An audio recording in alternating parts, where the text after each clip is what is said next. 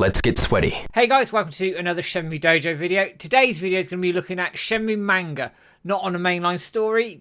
That's going to be a different video at a different time, but looking at the side characters that are in the Shenmue series. This idea has come from Ali Novin. It was discussed in a stream very, very recently, and I wanted to pick up the idea in a video, see what we think, see some of the characters that we can talk about, and how this could potentially help fan engagement and sort of keep people ticking along as we move towards Shenmue 4. So, I've got 5 characters I'm going to look at. I would say they're quite deliberate. They weren't, but they actually tie into the character exploration videos that I did previously. So, these 5 characters, I guess they make sense in some regards. We're going to work through them one by one, and I'll give some thoughts at the end. So, first character here, obvious one is Jing. She's already had one, sort of. We obviously saw the comic with Zimming. But this one I'm thinking about could be set immediately after Shenmue 2, through the events of Shenmue 3, and then leading up to hopefully joining Ryo in Shenmue 4.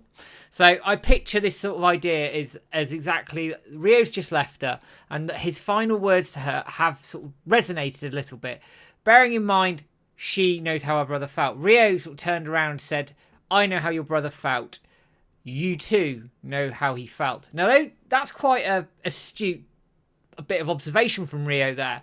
And it does look like it resonates with her. So you could open up this comic manga with her sort of, almost mulling over those words. They've resonated and she's going, right, what do I do here?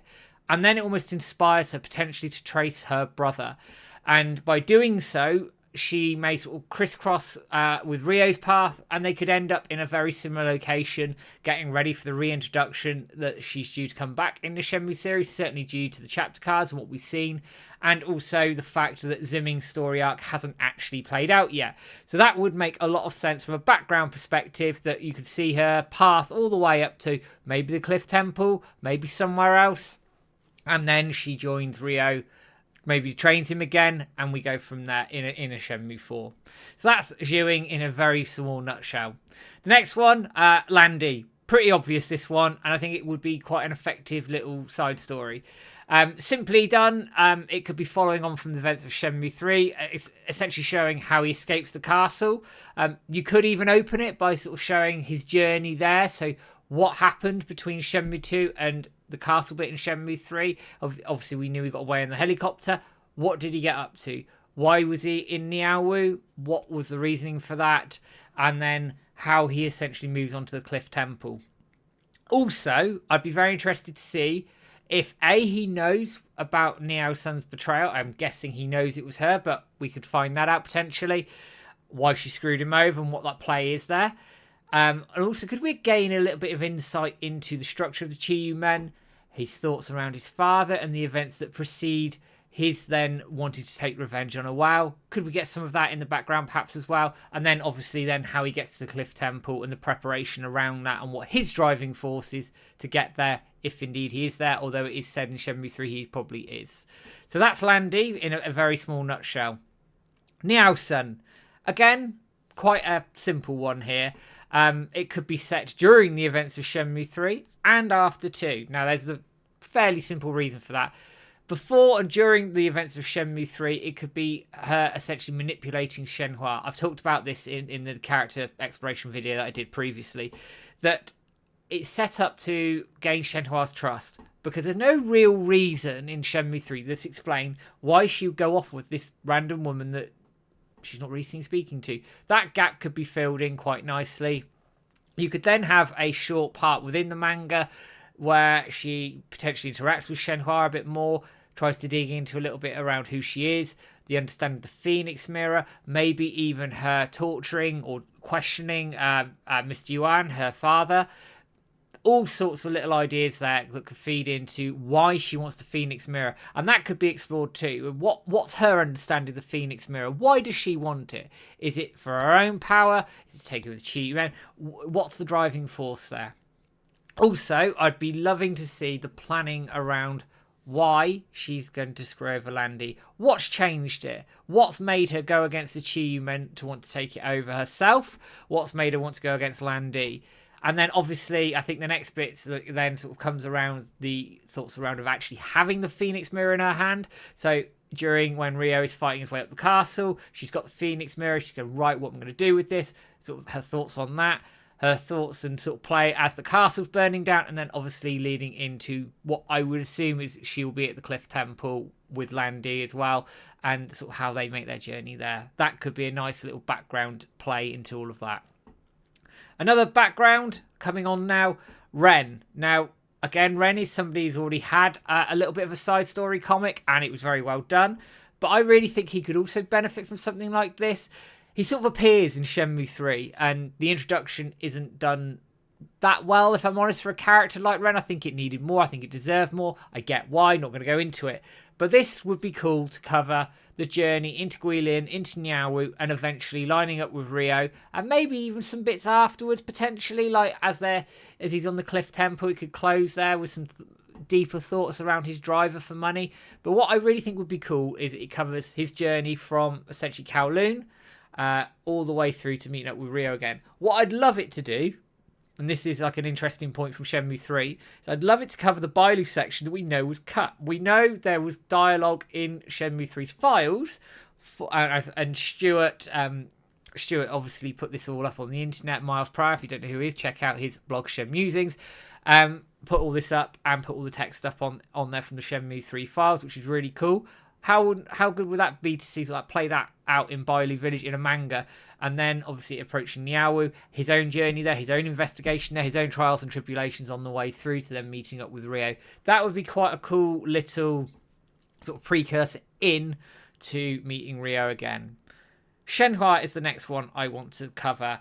Now, this could be broader, given there's a lot gone on with Shenhua. My sort of vision, I guess, for this was covering the events of Shenmue 1 and 2, but could easily move into the events of after Shenmue 3 or during Shenmue 3 if you want to go that way. I'm taking inspiration here from the anime more than anything else. We got a touch of the slice of life things from Bailu Village in the anime. I think the manga could cover some of that. Her questioning the prophecy, her sort of beginning to question what her role might be in the village. She seemed very unsettled in Bailu and was unsure of herself and the prophecy and things that were going on.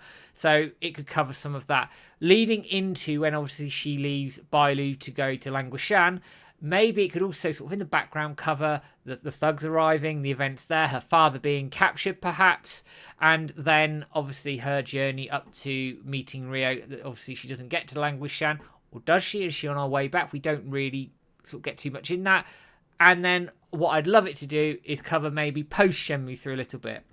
So we have her reuniting with her father, and he talks to her about her destiny, the mirrors, the prophecy, where to go next, and maybe fill in some of those gaps with Rio if he needs to be present there. And then that could sort of gently lead into a Shenmue 4 if they didn't want to do that sort of thing in game form. They might be able to do it in manga form, but you're sort of isolating it potentially by doing it in manga form, because I think it's only the community going to pick that sort of thing up. Obviously, Shenmue 4 comes out. You want it to appeal as many people as possible. But so why is this a good idea, I guess, and what can people get from it? I mean, from a fan engagement perspective, I think it would be really cool, actually, to have all these little pieces of content to sort of give the community something to whet the appetite for Shenmue 4. It would be a great opportunity to fill in some of the gaps from Shenmue 3. I don't think there'd be too much there in terms of work needed to do something like that. It'd be a good little earner, potentially. Obviously, they need the license for this sort of thing, but they could sell it digitally to perhaps reduce printing costs. You sell it for a couple of quid. I don't know how this sort of thing works. I'm not an expert on this at all. But it would be a good opportunity to engage the community and the fans again.